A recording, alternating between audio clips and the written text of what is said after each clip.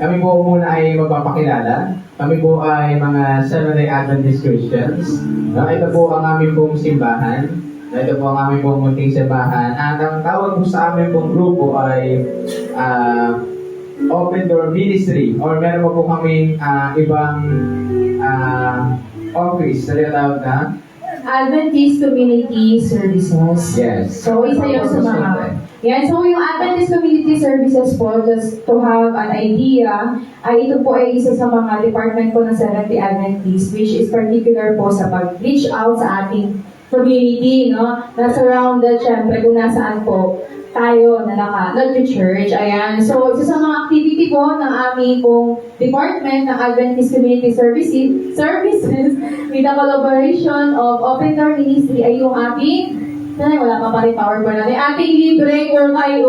Ayan. So, first time to, Brother John Mark. Opo. Kasi kadalasan ng mga programa po namin sa Open Door Ministry, kung narinig niyo na po kami, kumakanta po kami sa palengke.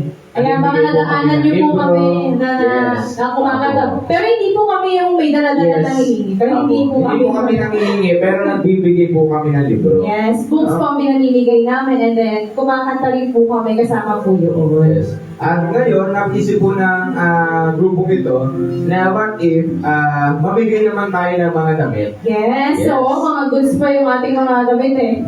Yes, ayan. Kasi sa panahon ngayon, di ba, parang tayo, mahilig tayo ng gusto natin ng ukay, parang tradisyon na. Oo, sa pagiging Pilipino natin. No? Na, uy, punta kaya tayo ng ukay-ukay. Oo, may ukay yan, mas libre. Yes, di ba? Ito pag narinig po yung libre, talaga pupuntahan talaga natin yan. Yes, Diba? okay. Oo. Kahit sino naman talaga.